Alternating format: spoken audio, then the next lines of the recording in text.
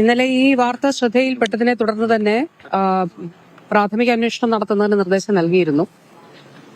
അതിന്റെ അടിസ്ഥാനത്തിൽ പ്രാഥമിക അന്വേഷണ റിപ്പോർട്ട് DMEക്ക് ലഭിച്ചിട്ടുണ്ട്. വളരെ വേദനയുണ്ടാക്കുന്ന ഒരു സംഭവമാണ്, ഒരിക്കലും ഉണ്ടാകാൻ പാടില്ലാത്തൊരു സംഭവമാണ്. അപ്പോൾ ഈ പ്രാഥമിക റിപ്പോർട്ടിന്റെ അടിസ്ഥാനത്തിൽ വിശദമായിട്ടുള്ള വിദഗ്ധ ഡോക്ടേഴ്സ് ഇത് അന്വേഷിക്കുന്നതിന് വേണ്ടിയിട്ടുള്ള വിദഗ്ധ സമിതി രൂപീകരിക്കാൻ DMEയോട് ആവശ്യപ്പെട്ടിരുന്നു. അപ്പൊ അതിന്റെ അടിസ്ഥാനത്തിൽ ഡയറക്ടർ മെഡിക്കൽ എഡ്യൂക്കേഷൻ തിരുവനന്തപുരത്തു നിന്നും കോട്ടയത്തു നിന്നും ഒക്കെയുള്ള ഡോക്ടേഴ്സിനെ ഉൾപ്പെടുത്തി ഒരു ടീം ആലപ്പുഴ മെഡിക്കൽ കോളേജിലേക്ക് തിരിച്ചിട്ടുണ്ട്. അപ്പൊ അവർ ഇന്ന് തന്നെ അതിന്റെ അന്വേഷണം നടത്തി എത്രയും പെട്ടെന്ന് റിപ്പോർട്ട് സമർപ്പിക്കുന്നതിന് വേണ്ടിയിട്ടാണ് നിർദ്ദേശിച്ചിട്ടുള്ളത്. ആ റിപ്പോർട്ടിന്റെ അടിസ്ഥാനത്തിൽ നിയമപരമായി സ്വീകരിക്കേണ്ട എല്ലാ നടപടികളും സ്വീകരിക്കും. അതിൽ യാതൊരു ദാക്ഷിണ്യവും ഉണ്ടാകില്ല. അതോടൊപ്പം തന്നെ ഈ റിപ്പോർട്ട് പോലീസിന് കൈമാറുകയും ചെയ്യും.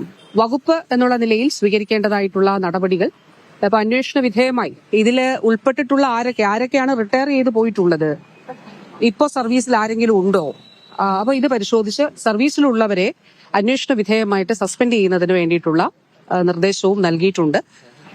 അപ്പോ കുടുംബവുമായിട്ട് സംസാരിച്ചു. അപ്പോൾ അതിനു മുൻപ് ഈ ഡോക്ടറെ വീട്ടിൽ പോയി കണ്ടിട്ടുണ്ട് എന്നുള്ളതാണ് കുടുംബ അംഗങ്ങൾ പറഞ്ഞത്. മകൻ പറഞ്ഞത് പലതവണ വീട്ടിൽ പോയി ഡോക്ടറെ കണ്ടു എന്നുള്ളതും പറഞ്ഞു. അപ്പൊ അക്കാര്യങ്ങൾ ഉൾപ്പെടെ കൃത്യമായിട്ട് അന്വേഷിക്കുകയും അന്വേഷണത്തിന്റെ അടിസ്ഥാനത്തിൽ ഒരു തരത്തിലുമുള്ള ഒരു ദാക്ഷിണ്യം ഇതിൽ ഉണ്ടാവില്ല എന്നുള്ളത് വളരെ കർശനമായിട്ടുള്ള ഒരു കാര്യമാണ്. അത് ഉറപ്പാക്കപ്പെടും.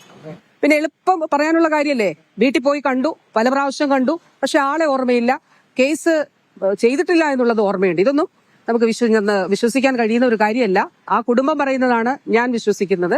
അപ്പൊ അതിന്റെ അടിസ്ഥാനത്തിൽ ഈ ഒരു ഘട്ടത്തിൽ കർശനമായിട്ടുള്ള നടപടികൾ ഉറപ്പാക്കാൻ നിയമ നടപടികൾ തന്നെ സ്വീകരിക്കും. അതുകൊണ്ടാണ് ആരോഗ്യവകുപ്പ് സ്വീകരിക്കേണ്ട നടപടികൾ ആരോഗ്യവകുപ്പ് സ്വീകരിക്കും. അത് എത്ര വർഷങ്ങൾക്ക് മുൻപുള്ള കേസാണെങ്കിലും, ഇപ്പോ മറ്റൊരു കേസ് ഉണ്ടായത് 2017 അപ്പൊ അത് UDF കാലത്താണെങ്കിലും LDF കാലത്താണെങ്കിലും ഏത് കാലത്താണെങ്കിലും ജനങ്ങളെ സംബന്ധിച്ചിടത്തോളം ഇത്തരത്തിലുള്ള ആ ഒരു ബുദ്ധിമുട്ട് ഉണ്ടാകുന്നത് ഒരു കാരണവശാലും അംഗീകരിക്കാൻ കഴിയുന്ന ഒരു കാര്യമല്ല. അപ്പൊ അതില് നിയമപരമായി സ്വീകരിക്കേണ്ട എല്ലാ നടപടികളും സ്വീകരിക്കും.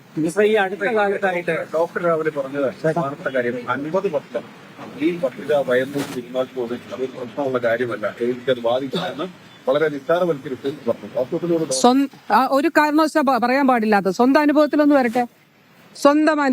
വരട്ടെ. സമ്മതിക്കോ ഇവര് സമ്മതിക്കോ? സ്വന്തം അനുഭവത്തിൽ ഇതുപോലെ ഒരു പ്രശ്നം ഉണ്ടായാൽ, ഈ പറയുന്ന വ്യക്തികളുടെ അനുഭവത്തിൽ ഈ പ്രശ്നം ഉണ്ടായാൽ സമ്മതിക്കോ? അതിനനുവദിക്കോ? എന്തായിരിക്കും ഇവിടുത്തെ സ്ഥിതി? അപ്പോ സാധാരണക്കാരോട് അല്ലെങ്കിൽ അങ്ങനെ പ്രൊസീജിയേഴ്സിനെ നിസ്സാരവൽക്കരിക്കാൻ കഴിയില്ല. അങ്ങനെ ഉണ്ടാകുന്ന പ്രശ്നങ്ങളെ നിസ്സാരവൽക്കരിക്കാൻ കഴിയില്ല. അത് ഗുരുതരമായ സ്വന്തം ചെയ്ത തൊഴിലിനോടും ചെയ്യുന്ന പ്രവൃത്തിയോടുമുള്ള ഒരു അനാദരവും അല്ലെങ്കിൽ അതിന് എത്ര നിസ്സാരമായിട്ടുള്ള ഉത്തരവാദിത്തമില്ലാത്ത സമീപനമാണ് എന്നുള്ളതാണ് അതിൽ നിന്ന് മനസ്സിലാക്കാൻ സാധിക്കുന്നത്. അപ്പൊ അതുകൊണ്ട് കുറെ വർഷങ്ങൾക്ക് മുൻപുള്ള ഒരു വിഷയമായതുകൊണ്ട് നമുക്ക് ഇതില് പോലീസിന്റെ അല്ലെങ്കിൽ തന്നെ കേസിലേക്ക് ഇത് പോകും. അതുകൊണ്ട് ഇന്നത്തെ അന്വേഷണ റിപ്പോർട്ടിന്റെ കൂടി അടിസ്ഥാനത്തിൽ അത് നൽകപ്പെടും. ഒരു കാര്യം കൂടി, ഒരു മെഡിക്കൽ ബോർഡ് കൂടി കോൺസ്റ്റിറ്റ്യൂട്ട് ചെയ്യും. കാരണം ഇപ്പോൾ ഒരു സ്വകാര്യ ആശുപത്രിയിലാണ് കൊണ്ടുപോയിട്ടുള്ളത്. ഇതില് നിയമപരമായിട്ടുള്ള കാര്യങ്ങൾ ഇൻവോൾവ് ആയതുകൊണ്ടും ഒരു മെഡിക്കൽ ബോർഡ് സർക്കാർ കോൺസ്റ്റിറ്റ്യൂട്ട് ചെയ്ത് മെഡിക്കൽ ബോർഡിന്റെ കൂടി സാന്നിധ്യത്തിൽ ആയിരിക്കും മറ്റ് നടപടികൾ സ്വീകരിക്കുക. അപ്പോ അതിന്റെ മറ്റ് സർജറി ഉൾപ്പെടെ അത് സ്വകാര്യ ആശുപത്രിക്ക് അത് സംബന്ധിച്ചിട്ടുള്ള കത്ത് നൽകും. ACS കത്ത് നൽകും.